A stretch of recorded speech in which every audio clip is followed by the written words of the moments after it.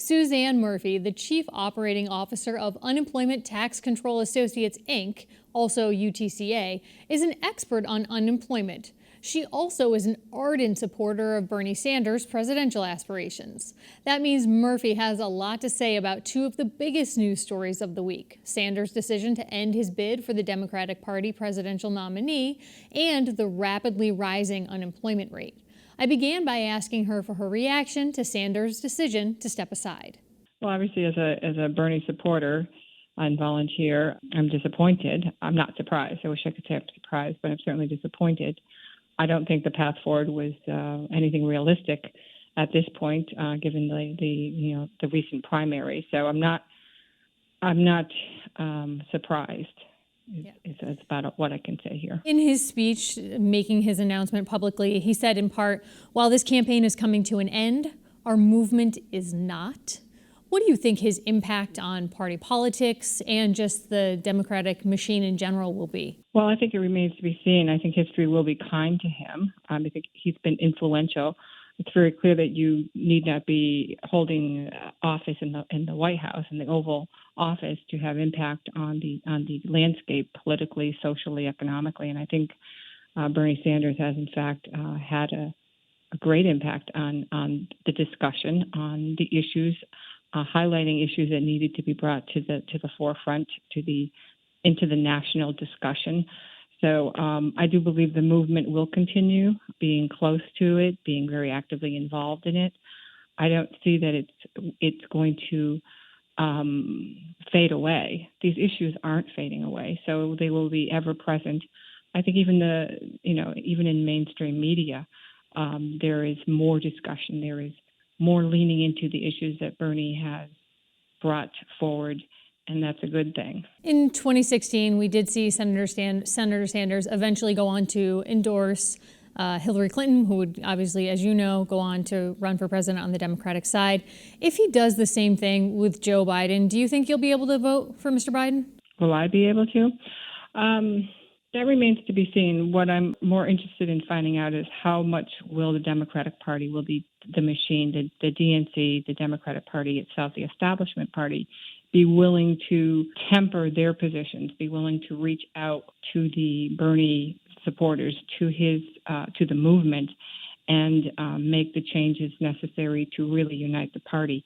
I've not seen that as the case. I've seen quite the opposite, and I don't know how you unite the Democrat Party and you unite the voters and bring in the movement if you are at the same time disparaging them. Unfortunately, the movement, or fortunately, depending on which side you're on, the movement is very much aware of positioning, of pablum, as opposed to actual policy changes. And I think that's why Bernie's holding out in terms of an endorsement. Well, the issue will certainly continue, and we'll keep tabs on it through you and others. I also want to talk about another big story from the week, and unemployment. This is an issue that's near and dear to your heart as CEO of UTCA.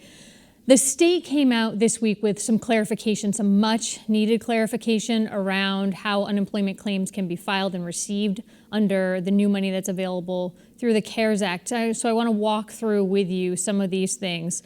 So for people who are currently collecting unemployment, there's some additional money there available for those people. Can we just start by talking about that group and what's available to them and how they can access it? Yeah, that's under the FPUC, which is the Federal Pandemic Unemployment Compensation Benefits Program. So these are people who already have established their regular unemployment claims for COVID-related reasons. And I think that's important to point out because there is some confusion. Our understanding is that the claims have to be based on COVID-related separations or work reduction. So it's not just because you have an unemployment claim from a previous employer separation. It has to be COVID-related.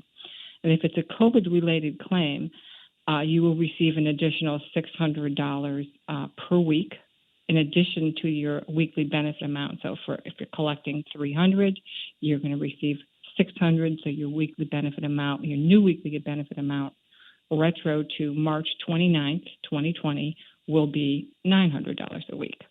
So they have actually begun these disbursements this week. This is the first week they have done that.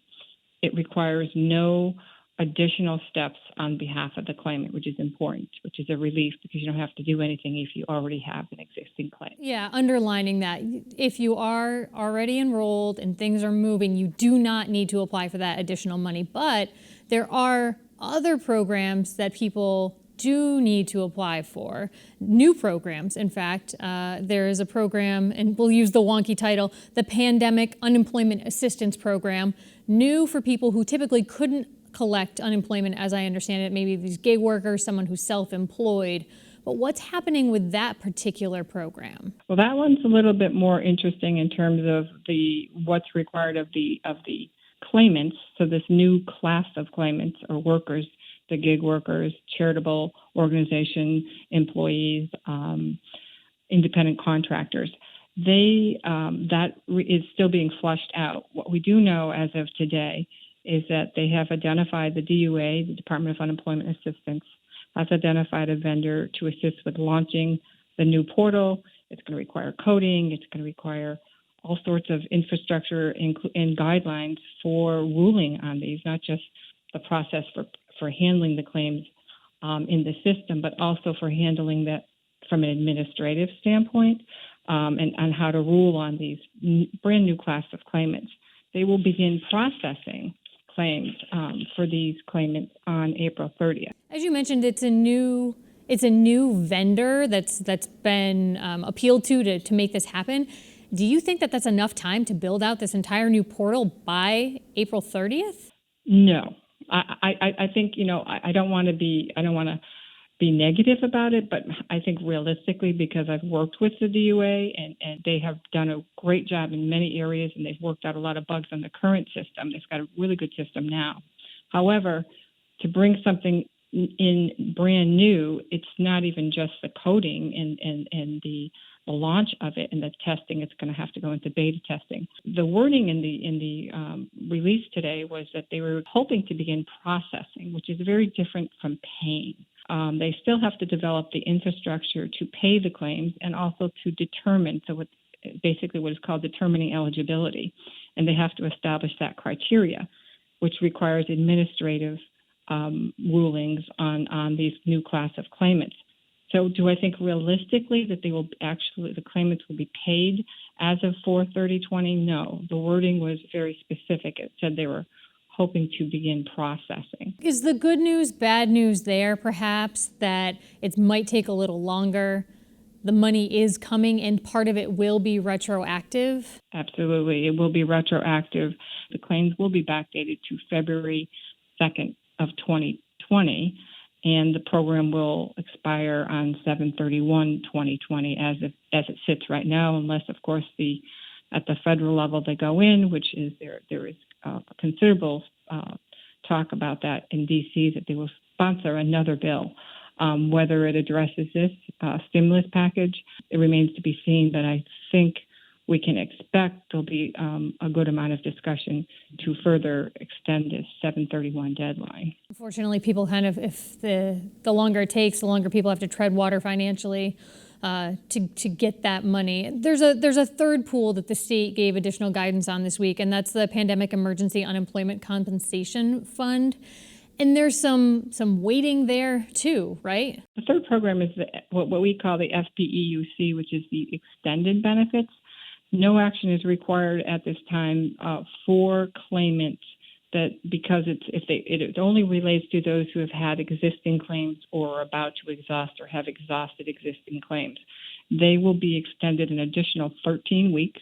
The state also, in Massachusetts, the state has passed a bill. The Senate passed it, I believe, yesterday, and it is now resides in the House Ways and Means Committee. And that is to extend the regular benefits from 26 weeks, which we are on now, that's our current program, to 30 weeks. So an additional 4 weeks on top of it. So there might be more help coming there. I wanted to have you zoom out. When we kind of chatted briefly earlier this week, you pointed out that one of the concerns that you were looking at is that there's all of these new things in the pipeline, which could be good news, depending on your perspective, but You were concerned that maybe the state didn't have the infrastructure to roll these things out properly, they might not be equipped to handle that claim load. Do you think that's still the case? I feel more positive, more sanguine about it because I'm seeing from our part of the industry that claimants are getting paid. We certainly are keeping up with the pace. But to put it in context, so we're not too hard on the state here, average prior to the pandemic, the highest ever weekly claims we had in the country nationally was 282,000 claims a week. That was the highest we've ever reached. In the last 3 weeks, the first week was 3.3 million claims, 6.3 million last week, the week after, and 6.6 million. That's a total of 16.2 million claims in 3 weeks. So that comes out to an average of 5.4 million claims a week, when the previous number was only 282,000. It's a massive, massive spike. And I saw something from the Pioneer Institute that looked at possible unemployment figures for the state of Massachusetts, and they think that it could spike as high as 25%, maybe in the next few months. Do you think that we're going to see that here in Massachusetts? Well, I wish I had a really accurate crystal ball for that because everything is so far off the charts. I mean, it's, off the bell curve, but I don't think that's unrealistic. I know the Department of Labor, and I think Steve Mnuchin had even projected, not quite sure where he got his numbers, but there was a lot of speculation that we could reach 30%. So, 25% in Massachusetts, if we're looking at 30% nationally, we'll take that deviation of 5%. I would like to think, certainly in talking to my clients who are all employers, both in Massachusetts and nationally, the feedback we're getting is the good thing we're seeing is they're doing everything they can to make sure their employees are being paid. But the other thing is I think they're expecting there is going to be a lot of pent-up buying energy, and that there will be a real psychological element to people wanting to get out there and to spend and to travel and do the things that we've not been able to do. So I hope that holds true. I know in the past, going back to the Clinton administration, you had given some expert testimony to their unemployment task force. If you were to give some expert advice to the Trump administration, what would you say? The first thing I would be emphasizing is to focus much more on the medium and small businesses and the public, the constituents generally, not so much on the big bailouts for the large corporations, because my fear and what I think will happen if he neglects the citizens and if he neglects our small and medium-sized organizations that employ the bulk of our citizens, that it's going to have an additional follow-on effect, that these organizations will become distressed. They will be more likely to be acquired by the larger corporations, thereby concentrating all the power and the wealth, again, to the monopolies. So that's what concerns me.